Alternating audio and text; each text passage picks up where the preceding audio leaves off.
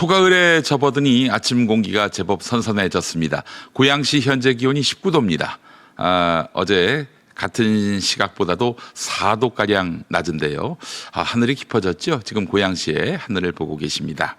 하지만 낮 동안에는 32도까지 오르면서 더위가 남아 있겠습니다. 자, 시청자를 가스라이팅하지 않는 방송 김용민 TV 김용민 브리핑 9월 10일 방송 시작하겠습니다. 와, 벌써 9월이 3분의 1이 지나갔네요. 자, 오늘 신문들 어떤 뉴스에 주목하는지 하나하나 살펴보도록 하겠습니다. 정부 여당이 검찰청 피해지와 공소청, 중대범죄수사청 신설을 담은 정부 조직법 개정안을 이달 말 국회 본회의에서 처리할 예정인데요. 이에 검찰과 법원 내부 반발이 커지고 있습니다.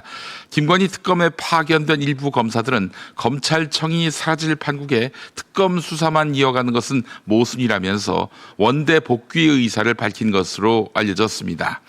한마디로 정부 조직법 개정안에 대해서 반발을 이런 식으로 표시하고 있는 것이죠.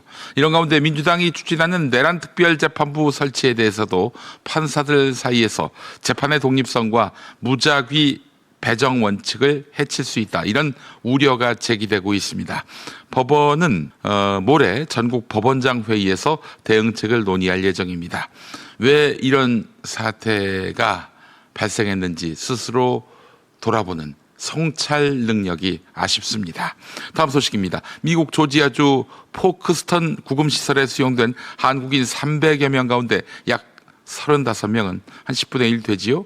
합법 비자를 받고 있었지만 단속 당시 증빙하지 못해서 체포된 것으로 알려졌습니다. 부당하게 체포된 것이죠.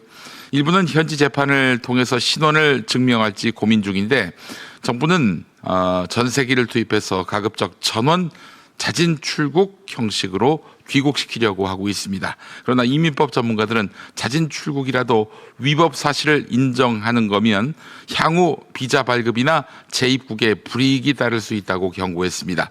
외교부는 불이익은 없을 것이라고 선을 그었지만 미국 법원의 해석과 차이가 있을 수 있다. 이런 지적이 나오고 있습니다. 김건희 도움으로 국민의힘 공천을 받으려고 했던 김상민 전 검사가 피의자 신분으로 특검에 출석했습니다. 특검은 김상민 전 검사가 김건희 측에 전달한 1억대 이우환 화백 그림의 유통 과정을 집중 추적 중인데요.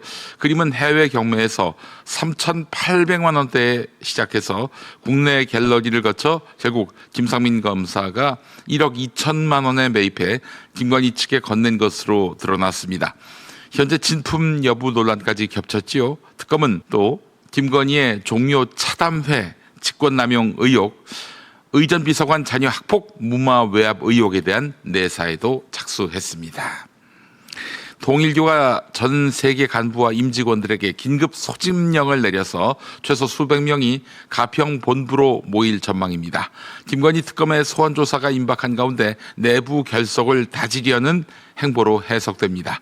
공문에는 천지인 참부모님의 안위를 기원하는 특별정성이란 명분이 담겼는데요. 하지만 한학자 총재는 건강 문제를 이유로 이미 1차 출석 요구를 거부했고 2차 소환일을 앞두고도 불응 가능성이 거론되고 있습니다. 수백 명의 교인들이 집결하는 상황에서 장기간 버티기에 나설 경우 특검과 통일교 사이의 충돌이 불가피하다. 이런 우려도 나옵니다. 전 부속실장이 소장 허가 없이 휴대폰을 반입했고 윤석열은 이를 통해서 반려견 사진과 영상을 본 것으로 드러났습니다. 당시 두 사람의 대화가 녹음돼 해피, 조이 사진이 있다라는 말에 윤석열이 잘 지내는 구먼 이렇게 답하는 내용이 담겼습니다. 잘 지내는 구먼. 네. 접견실 휴대폰 반입은 엄격히 금지되어 있지요. 법 위반대에는 징역형까지 받을 수 있습니다. 법무부는 강의구 전 실장을 고발했고 경찰 수사가 진행 중입니다. 윤석열은 다른 참모들에게 반려견 근황을 여러 차례 물었으며 구치소 생활이 큰 불편이 없다고 말한 사실도 확인됐습니다. 탄핵 심판이 진행되던 엄중한 시기였던 만큼 이번 특혜 논란은 더 큰 파장을 예고하고 있습니다. 마지막 뉴스입니다. 북한이 다단두 ICBM 기술 완성에 근접했다는 평가가 나오자 안보 전문가들은 북한의 무력 강화의 전환점이라면서 한국 안보 전략 재정립을 촉구했다고 합니다. 고체 연료 기반 ICBM은 탐지가 어려워서 미국 본토 타격 우려를 높이고 이는 동맹 방위 공약을 흔들 수 있다는 것입니다. 전문가들은 우선 한미 핵 협의 그룹 활성화와 미국 핵전력, 한국 재래식 전력의 통합 지휘를 강조했는데 동시에 한국의 독자적 정찰 위성 확보도 시급하다 이렇게 지적했습니다. 또 원자력 협정 개정이나 전술핵 배치 검토도 필요하다 이런 의견이 나왔는데 주로 보수 쪽에서 하는 얘기겠죠. 한국일보 보도 내용이었습니다. 자, 이상 오늘 아침 신문들이 살펴본 주요 뉴스 짚어봤습니다. 이젠 TV 뉴스로 가볼까요? TV 뉴스 리뷰입니다. 구금된 한국인들이 현지 시각 10일 오후 2시 반, 우리 시각 내일 새벽 3시 반쯤 미국 애틀랜타 현지 공항을 출발할 걸로 전해졌습니다.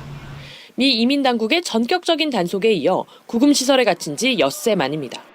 구금시설에서 공항까지는 차로 4시간 30분 정도 걸리는 만큼 이들은 오전 중에 구금시설에서 나와 버스로 공항까지 이동할 걸로 보입니다. 다만 300여 명이 모두 전세기에 오르는지, 잔류를 희망한 사람도 있는지 등은 알려지지 않았습니다. 행정적이고 기술적인 사항들 계속해서 미국 측 협조를 받아가지고 준비 중에 있고요. 구금된 우리 국민들의 귀국편 전세기가 오늘 미국 현지로 출발합니다. 386석을 갖춘 대한항공 전세기로 구금된 근로자 300여 명이 한꺼번에 타고 올 수 있는 규모입니다. 구금시설에서 공항까지는 400여 킬로미터가 떨어져 있는데 버스로 이동해 전세기에 탑승할 거로 알려졌습니다. 추방이나 이런 처분이 아니고 자진 입국으로 전원을 우리가 전세기로 모시고 올 수 있도록 막바지 행정 절차를 마무리하는데 정말 최선을 다하고 있고요. 소액결제 사건에 대한 자체 조사에 나선 KT는 광명 일대의 휴대전화 접속 내용을 조사하다 수상한 흔적을 발견했습니다. 분명 KT 휴대전화 가입자의 통화 이력인데 연결된 기지국 아이디는 KT가 관리하는 게 아니었던 겁니다. 예를 들어 설명하면 KT는 특정 지역에 5개의 기지국을 운영하고 있는데 통화 이력 조사에서는 기지국이 6개나 나온 겁니다. 기지국 하나는 해커들이 만든 실제로는 존재하지 않는 가상의 KT 기지국이었던 겁니다. 이 가상의 유령 기지국은 도대체 뭘까?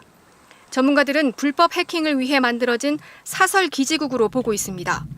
이용자가 이 가상 기지국이 있는 지역으로 들어오면 자동으로 휴대전화가 접속이 되고 고유의 가입자 식별번호 등 주요 개인정보가 해킹당하는 방식입니다. 국민의힘 권성동 의원은 자신의 체포동의안이 본회의에 보고되는 모습을 별말 없이 지켜봤습니다. 국회의원 권성동 체포동의안이 제출되었습니다. 김건희 특검팀은 체포동의안에서 정치 권력과 종교단체가 결탁해 국정을 농단한 모든 발단은 권성동 의원의 불법 정치자금 수수라고 못 박았습니다. 특검은 권 의원이 지난 2020년 1월 5일 여의도의 한 중식당에서 당시 통일교 세계본부장 윤모 씨를 만났으며 통일교 행사에 윤석열 후보가 참석해 한학자 총재의 말씀을 듣고 당선 후 통일교 정책을 국가 정책으로 추진해달라는 제안을 받았다고 적시했습니다. 김건희 특검팀은 김건희 여사가 국가유산이자 유네스코 세계유산인 종묘 망묘루를 지난해 9월 3일 지인들과의 차담회 장소로 이용했다는 의혹에 대해 수사하고 있다고 밝혔습니다. 앞서 국가유산청은 김 여사의 종묘 사적 이용을 인정하고 공식 사과한 바 있습니다. 망묘루는 일반인에게 공개되지 않은 장소고요. 또 아주 심히 우려되는 아주 부적절한 사례입니다. 국민들과 그리고 유네스코 세계인들에게 정말 죄송한 말씀을 해당 의혹과 관련해 종묘 관리소장 등을 조사한 특검팀은 오는 12일 김 여사를 당시 수행했던 유경욱 전 대통령실 행정관을 불러 차담회가 이루어진 경위와 참석자 등을 조사할 예정입니다.